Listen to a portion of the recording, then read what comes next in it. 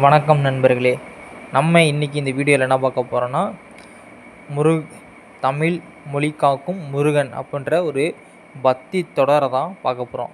இந்த வீடியோ வந்து தொட தொடர்ந்து வாரம் வாரம் நம்மளோட சேனலில் வந்து பார்க்கலாம். நீங்கள் வீடியோ வந்து கொஞ்சம் ஆடியோ ப்ராப்ளம்லாம் இருக்கும், அது கொஞ்சம் அட்ஜஸ்ட் பண்ணிங்க. தொடர்ந்து உங்கள் ஆதரவு தாங்க. வாங்க வீடியோக்குள்ளே போகலாம். நல்லாயிருக்கும், கண்டிப்பாக உங்களுக்கு பிடிக்கும் வீடியோ. தமிழ் மொழி காக்கும் முருகன். மூவுலகிலும் அசுரர்களின் ராஜ்யமே அவர்களின் கொடியே பறக்கப்படுகிறது. அசுரர்கள் மனிதர்களை துன்புறுத்துகிறார்கள், தேவர்களையும் துன்புறுத்துகிறார்கள். தேவர்கள் திக்கிட்டு எங்கு போவதென்று தெரியாமல் வைகுண்டம் செல்கிறார்கள் விஷ்ணுவை காண்பதற்கு. விஷ்ணுவை பார்த்து மகாவிஷ்ணு, அசுரர்கள் எங்களை சொர்க்கத்தை விட்டு அடித்து வெளியே அனுப்பிவிட்டார்கள், நீங்க தான் இதற்கு தீர்வு வழங்க வேண்டும்.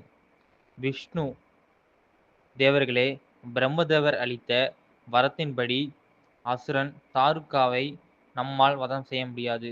காரணம், அவன் சிவபெருமானின் மகனால் மட்டுமே இறக்க வேண்டும் என்ற வரத்தை அவன் கேட்டுள்ளான். ஆனால் சிவபெருமான் தியானத்தில் இருப்பதால் இது தற்போது வரை சாத்தியத்தில் இல்லாத ஒன்றாகும். தேவர்கள், பிரபு, அதற்கு நாங்கள் என்ன செய்ய வேண்டும் பிரபு? மகாவிஷ்ணு, நீங்கள் மகாதேவரின் தியானத்தை கலைக்க வேண்டும். அவரை உடனே அன்னை பார்வதியுடன் திருமணம் செய்து வைக்க வேண்டும். அதற்கு நீங்கள் தான் வழியை தேட வேண்டும். தேவர்கள், நன்றி பிரபு. மகாவிஷ்ணு நலம் பெறட்டும். தேவர்கள் நாரதரிடம் வழி கேட்டனர். நாரத முனிவர்,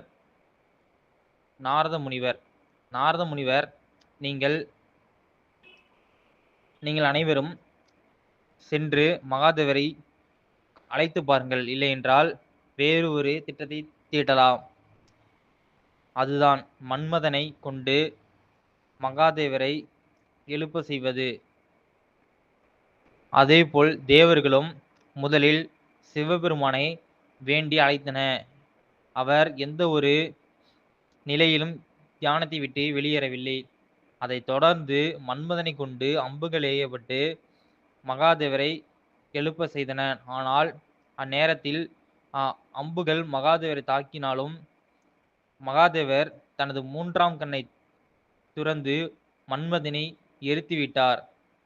அதன் பிறகு மகாவிஷ்ணுவும் பிரம்மதேவரும் சிவபெருமானை பார்த்து, சாந்தமடைங்கள் பிரபு, நாங்கள் எழுப்பிய முறை தவறுதான் என்று கூறி, நீங்கள் இவ்வுலகிற்காக நன்மைக்காக நீங்கள் அன்னை பார்வதி தேவியை திருமணம் செய்து கொள்ள வேண்டும் என பிரம்மதேவரும் மகாவிஷ்ணுவும் தேவர்களும் தேவனின் தலைவன் இந்திரனும் நாரத முனிவரும் கேட்டுக்கொண்டனர். அதற்கு இணங்க மகாதேவர் அன்னை பார்வதிக்கு பல சோதனைகளை கொண்டு வைத்தன. அதில் அன்னை பார்வதி வெற்றி பெற்று அதன் பிறகு மகாதேவருக்கும் அன்னை பார்வதிக்கும் திருமணம் நடைபெற்றது.